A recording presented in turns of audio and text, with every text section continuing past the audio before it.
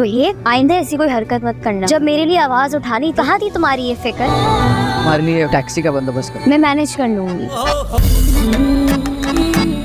Hello friends, Zuhaib को सब मालूम हो चुका है कि शाहज़ैन ने दूसरी शादी कर ली है और वो फरियाल को पसंद नहीं करता और आजकल शाहज़ैन का तो कोई अता पता ही नहीं है। इसलिए अब इसके दिल में एक उम्मीद थी, किरण जाग उठी थी कि वो फरियाल के साथ होने वाली हर ज़्यादती का मदावा करेगा और इसने माजी में जो भी ज़्यादती इसके साथ की थी उसकी माफ़ी मांगेगा और फरियाल को मना लेगा।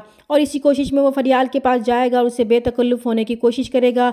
मगर फरियाल जो ज़ुहैब के ऑफिस ज्वाइन करने पर ही खुश नहीं थी और ये बात इसने इब्राहिम अंकल से भी साफ साफ कह दी थी कि उन्होंने जिस मकसद के लिए ज़ुहैब को अपने ऑफिस में रखा है ऐसा वो कभी सोच भी नहीं सकती। चाहे शाहज़ैन इसे तलाक भी दे देगा तब भी वो ज़ुहैब को कभी कबूल नहीं करेगी। इसीलिए वो ज़ुहैब पर नाराज़ होगी कि आइंदा वो ऐसी किसी हरकत से बाज रहे तो बेहतर है। और ज़ुहैब जो समझ रहा था कि वो फरियाल को बड़ी आसानी से मना लेगा, इसके सख्त रवैये से डर जाएगा और इसे वजाहत देने की कोशिश करेगा कि वो इसके लिए बहुत फिक्रमंद रहता है, क्योंकि जिन हालात से वो गुजर रही है इससे इसे बहुत तकलीफ होती है। इसलिए वो चाहता है कि वो उन परेशानियों से निकल कर अपने बारे में भी सोचे। शाहज़ैन इसे कभी नहीं अपनाएगा और वो क्यों इसके पीछे अपनी ज़िंदगी ख़राब कर रही है।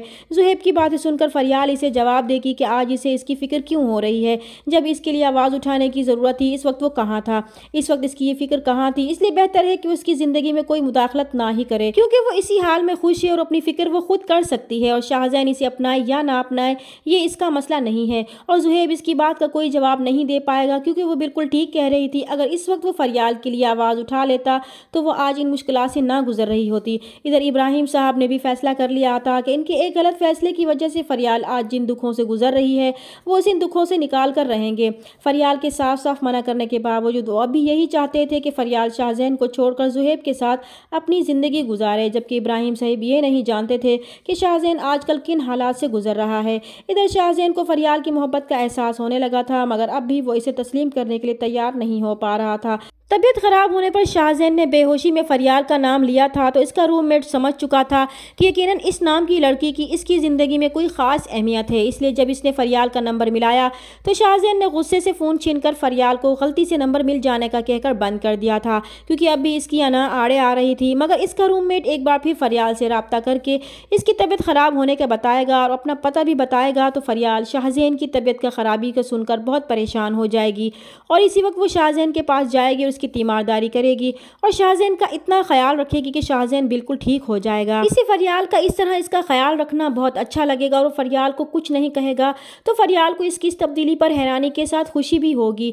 सुबह जब वो दोनों ऑफिस के लिए निकलेंगे तो शाहज़ैन को लगेगा कि फरियाल के लिए बाइक ठीक नहीं है, इसलिए वो फरियाल से कहेगा कि उसके लिए टैक्सी का बंदोबस्त कर देता है और फरियाल मौके से फ़ायदा उठाते हुए इसे मना कर देगी कि वो मैनेज कर लेगी, इसे परेशान होने की ज़रूरत नहीं है। फिर वो शाहज़ैन के साथ इसकी बाइक पर बैठेगी तो इसके चेहरे पर वो खुशी होगी जिसकी इसने हमेशा से ख्वाहिश की थी और शाहज़ैन भी इसे अपने साथ बैठने से मना नहीं कर पाएगा, क्योंकि कहीं ना कहीं इसे भी फरियाल का साथ अच्छा लगा था। चैनल पर नए हैं तो प्लीज़ चैनल को सब्सक्राइब कर दें। मिलते हैं नेक्स्ट वीडियो में, तब तक के लिए अल्लाह हाफिज़।